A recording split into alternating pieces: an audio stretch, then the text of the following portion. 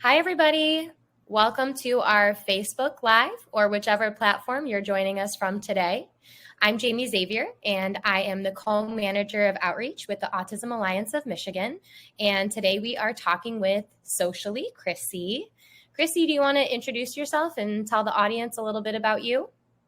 Hi, my name is Christina DuBose, but I go on all social platforms by Socially Chrissy. I am a mom to a 7-year-old child, a little girl who is on the spectrum. I own a media agency, and about myself, we like to take transit in the city of Detroit. We like to go everywhere. My catchphrase is, welcome to the day in the life of a Detroit mom who's everywhere but her couch and clearly lives life without a budget. I got my daughter diagnosed at a little bit before a year and a half, and I'm excited to be here. Thanks for joining us, Chrissy. I've got a couple of questions for you today, and we're also taking questions from the audience. So anyone viewing, please feel free, if you have questions for myself or for Chrissy, feel free to put them in the chat, and we will answer them along the way. So Chrissy, as you said, you have a daughter who's on the autism spectrum. Can you talk to us about your early detection journey?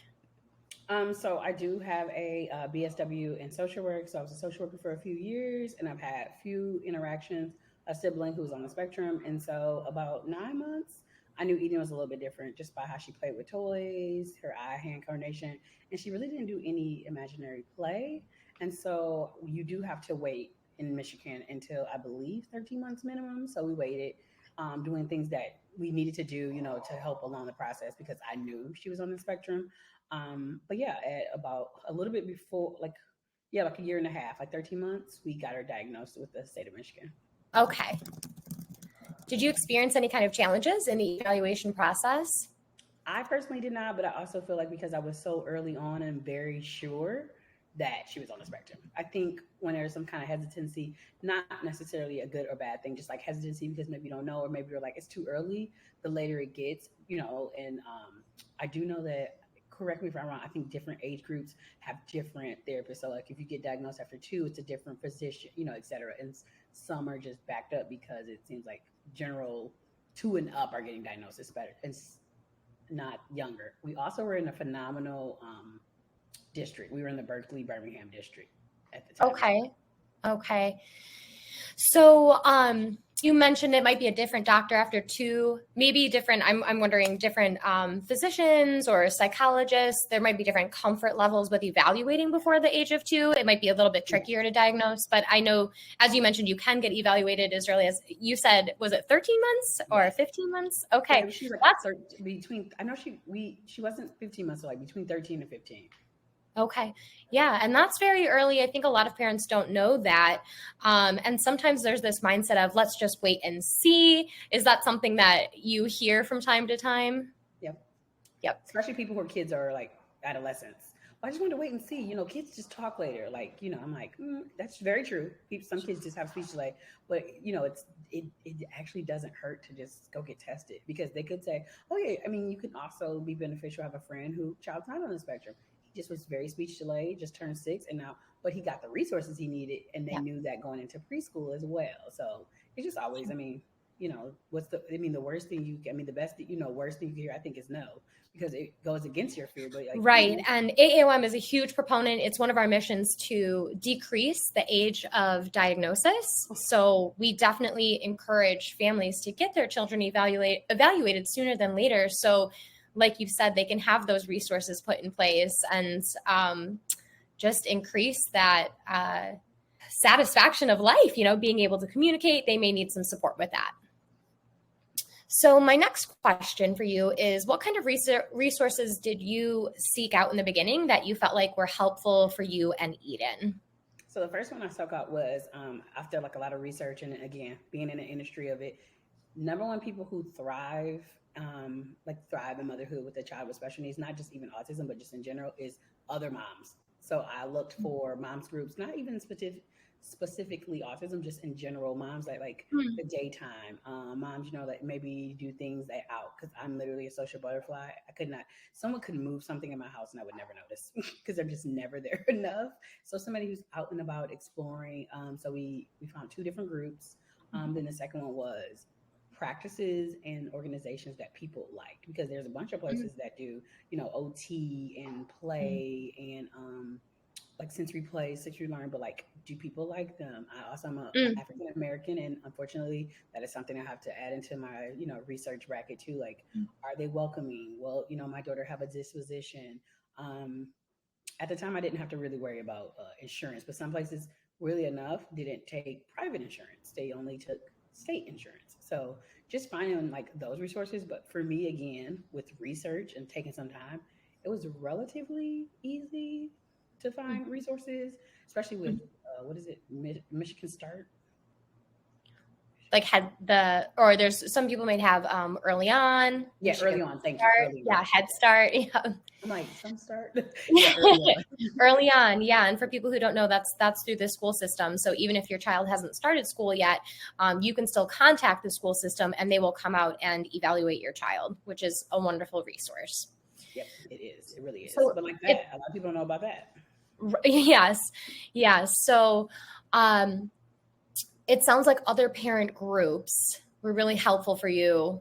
And it didn't necessarily matter if they were parents who had children with disabilities or not, but sort of being able to talk about that journey of parenthood and hear maybe organizations that they had worked with. It sounds like that personal reference was really important. Yeah. Okay.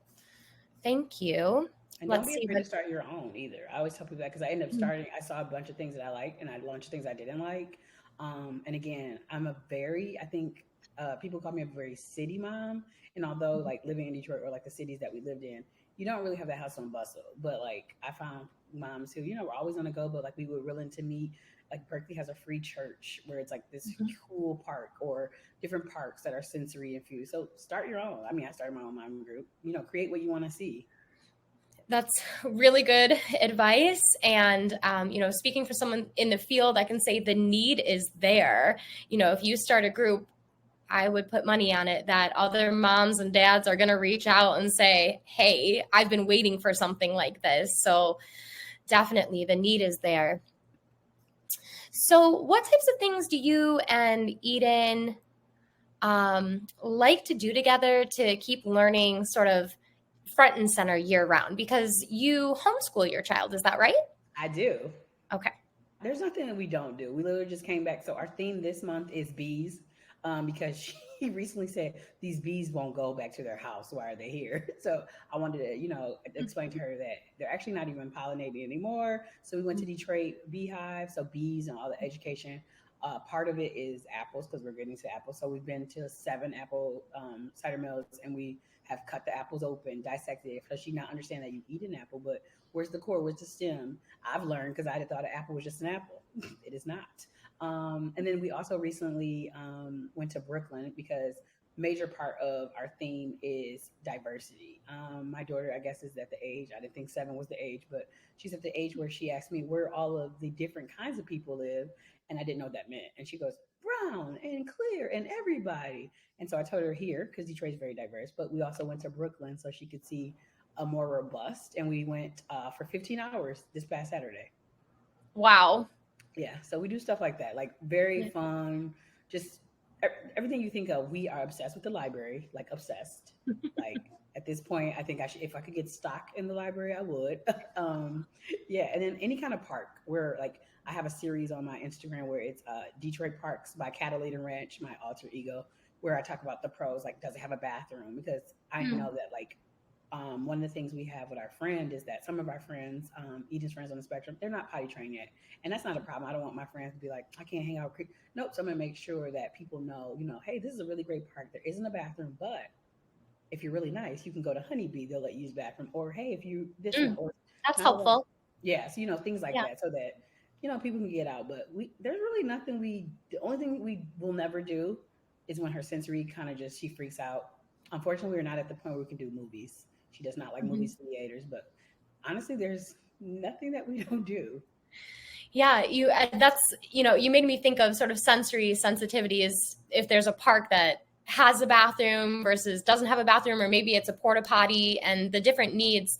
I think we all have different, sensory needs, but definitely those individuals that are on the spectrum, one of those environments may be more challenging than the other. So it's definitely helpful to maybe do some research beforehand and figure out that situation, especially if you know your child is sensitive to something like being specific about where I use the bathroom. Yeah. Or eloping. I know, like, a lot of times in my videos, I say, hey, this is really close to a major street. Might not be the best, because we also have friends who kids elope. So I'm like, hey, this is close to a freeway. It's not gated in. It'll start like, welcome to the ungated park, but you should come. So just so people know, because Detroit's, they try their best online, but they don't really tell you, like, if it's a slide, if it's gated, that kind of thing. So, Sure. we love the park. I love being outside. It seems like you do a really good job of utilizing the free resources that our community has to offer, like the parks and the libraries. And those are places that are more accessible. Obviously, there are barriers with transportation, but they're definitely more accessible to everybody. Yes. And then also using the library, a lot of people, this is like I found out recently, no one knows this, I guess. You can also, if money is an issue, you can go to the library and they're called activity passes. You can get free days at the DNR, the Detroit Zoo, all of these different museums with a library card that's free $99. Oh, interesting. I've never heard that before. So if people are looking for free days, they just talk to somebody at their local library? Yep, they just have to go to the front. You have to give your library card. It's called a Michigan Activity Pass. Every state has it. Honestly, no shade to Michigan if you're watching, but we could do better. But like every state has, like, some of them have like their major attractions are free. But here, it's still like the DNR, Michigan Science Center is buy one, get one free. If you don't live in Oakland, whatever the 3 regions are for the DIA, if you live like in Canada, you have to pay a membership. You can get that, whatever the price is. I don't know what the price is because I live in the counties provided, but yeah. Sure. Okay, that's a helpful resource. I've never heard that before. So I want to ask another question about homeschooling Eden. How did you make that choice that you wanted to homeschool? So that's actually a new, well, besides COVID, we all had to homeschool. But I saw the progression. So prior to, Eden went to school 2 years in Berkeley, Birmingham district, which was amazing. If you're in the area, definitely the building blocks is phenomenal. But going into the city, we came in a year after COVID. Unfortunately, if you have special needs, I found out that you can't go to an Oakland school. Oakland County School is open enrollment, but you can't. That doesn't apply to anyone in special needs. There we go. Special ed.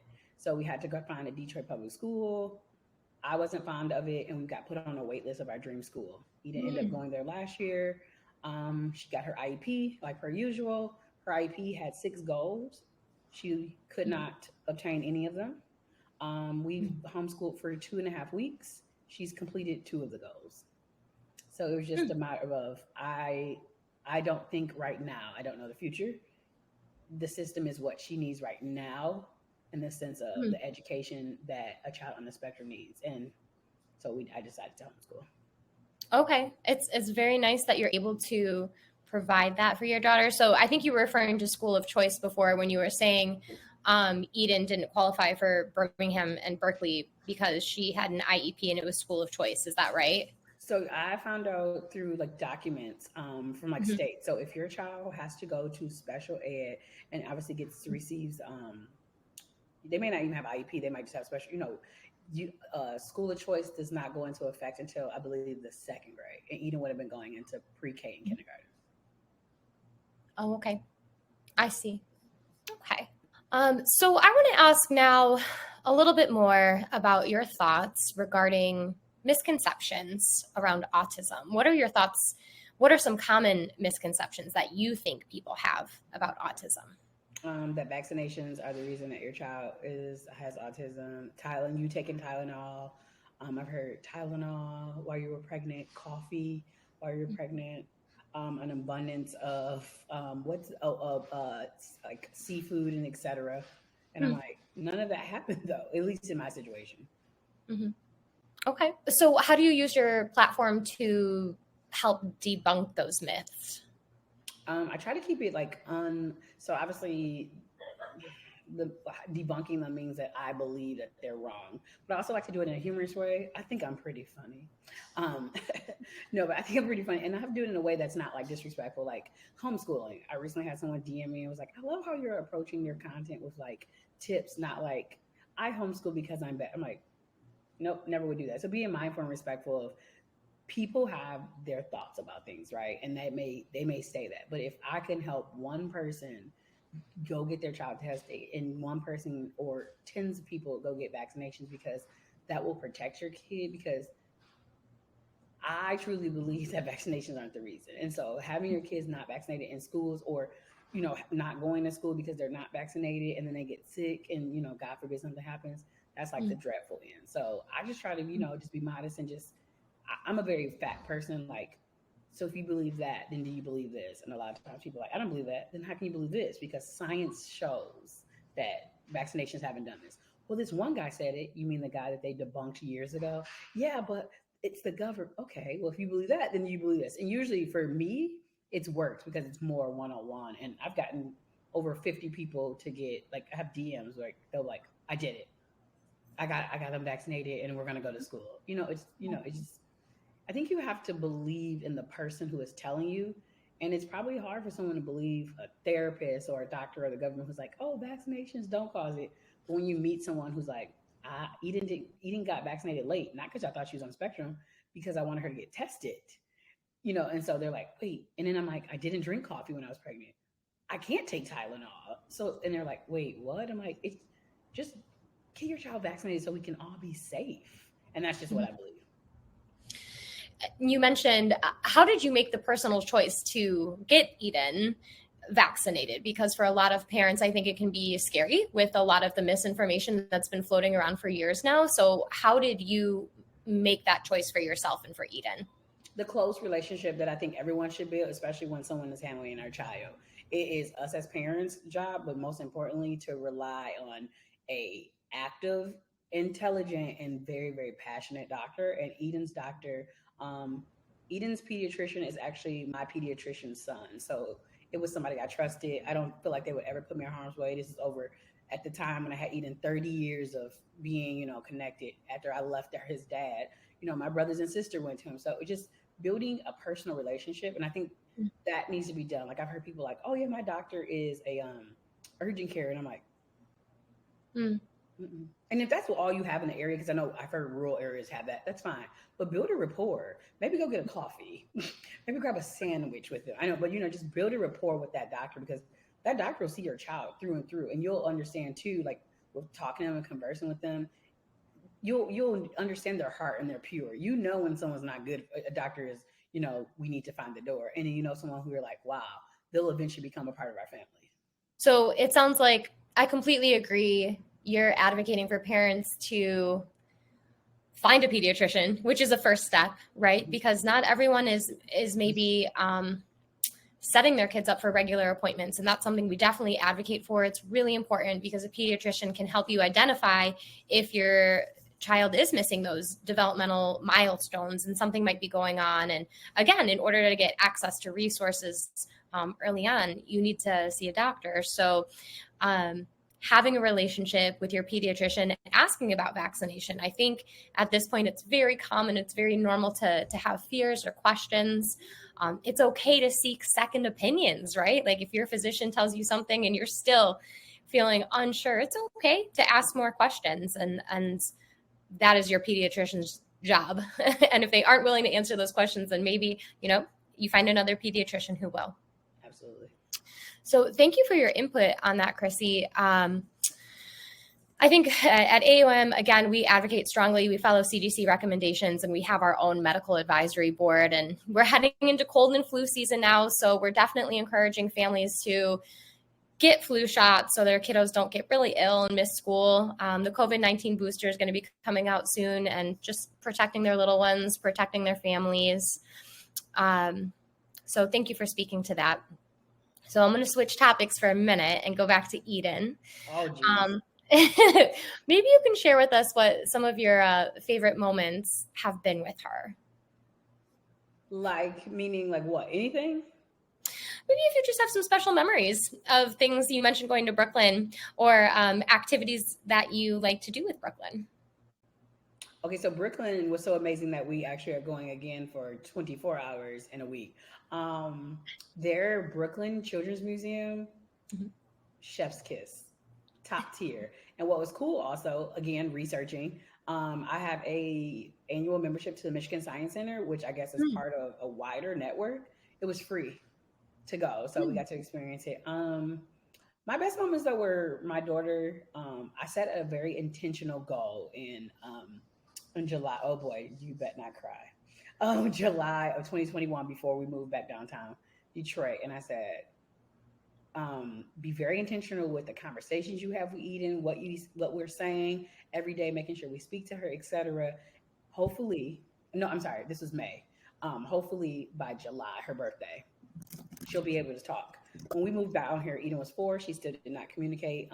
She would just do she had not the machine, the AAC, but she just had the sheet, and she would tug you, whatever. I was very intentional, and July the 13th, 2 days before her birthday, she started to talk full, like going from nothing to full sentences. Wow.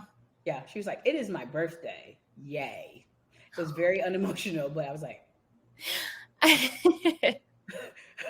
yeah, that's one. And then the other one is that my daughter survived a 26-hour flight. So that was pretty good.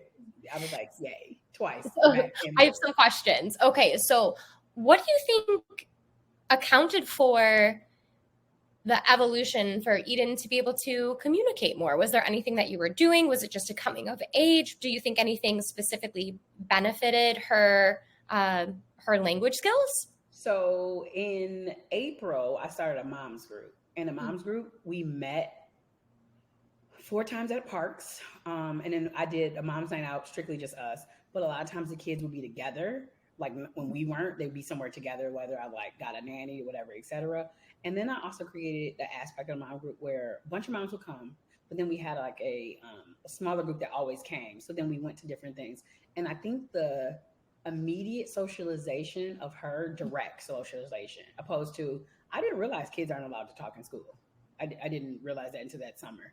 Her being able to directly talk, and then other kids were helping her, like, Eden, this way. And she understood how to, tell them what she needed. And it wasn't just school kids and then mommy and daddy. It was like, these are my friends. I think that was it. 2, I realized that with Eden, I was getting every resource. We're going to all the different fun. But even in the car, I would never talk to her.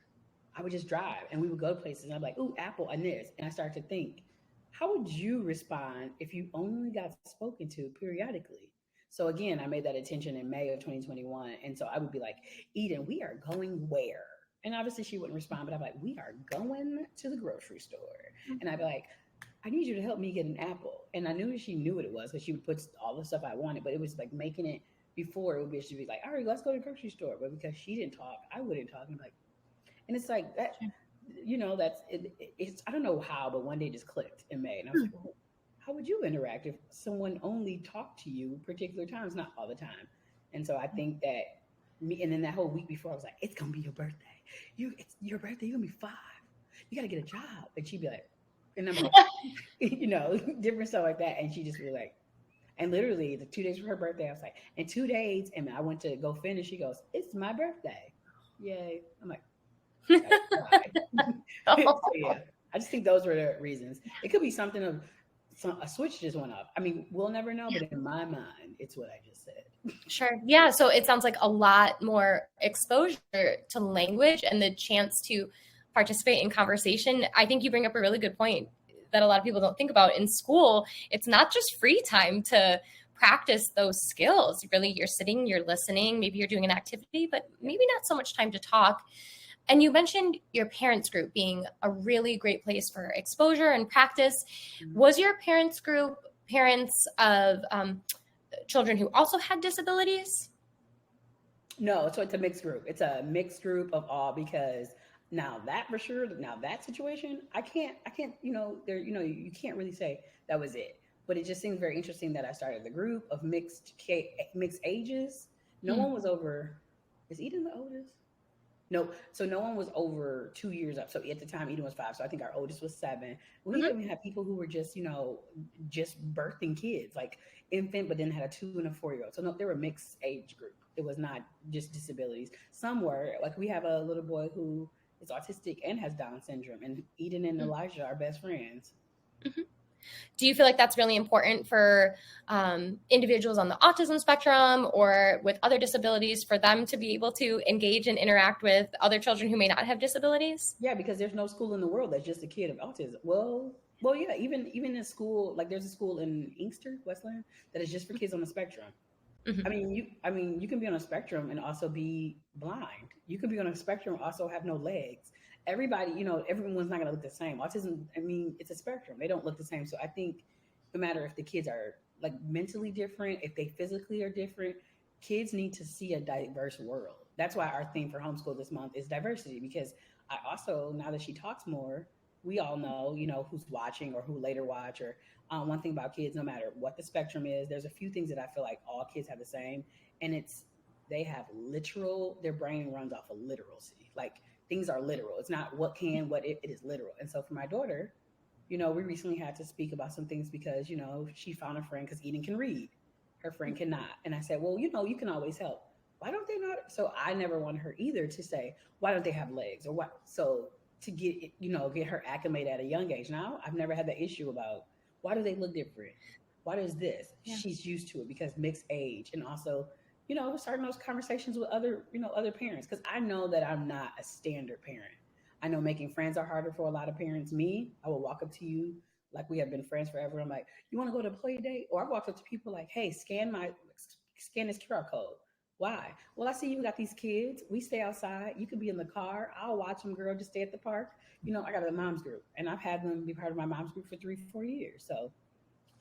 So it sounds like you are raising an emotionally intelligent and understanding and empathetic young person. I'm trying. So, Chrissy, it sounds like you're doing a great job. We're coming to the end. I've got a couple more questions I want to squeeze in before we wrap up, and I want to make sure people know where they can find you and follow you. So a couple more questions. Very important. What are some things that you do for yourself to ensure that you're in a good place to advocate for your child? It's a lot of work. It's a lot of effort. What are some things that you do to take care of you? For me, I am big on planning, and nothing gets done if it's not in my calendar. And so if I know that if I don't take care of me, I can't take care of anybody. So I will tell people a month in advance that I need, like today, I left my daughter at 7:30. She made sure all of her education was done, but I got a facial, I got my nails done, and I literally had an infrared sauna. So planning the days ahead of time, to make sure that I fill my cup every day. I'm really big on waking up an hour before her just to journal, and weirdly enough, go outside and just sit on the porch. Mm. Yeah, outside. It seems like that's another theme too, is just being with nature and how restoring that can be. Thank you for sharing that. Yeah, outside. So Chrissy, for everybody watching, how can they stay connected with you? I'm on every platform at Socially Chrissy. So it's socially SOCIALLYCHRISSY. Yeah, YouTube, Instagram, TikTok, all of those. And then on Instagram, there's a link in the bio for the moms group. And we do a lot of stuff in Detroit. And we get like a lot of companies to partner with us too, like free entry into the Science Center. This summer we got to go to Chicago for free to the Hands-On Museum. So yeah. That's wonderful. I need to join your mom's group. That's wonderful. So if anybody has any follow-up questions, please feel free to contact Chrissy, or if you have any questions for AAOM, you can visit us at our website, aaomi.org. Chrissy, thank you so much for taking the time to talk with me tonight and just share a little bit about your journey with Eden. She sounds lovely. I hope I get to meet her one day. So thank you so much. And I hope everybody enjoyed the conversation and that you all have a great evening. Bye, everyone.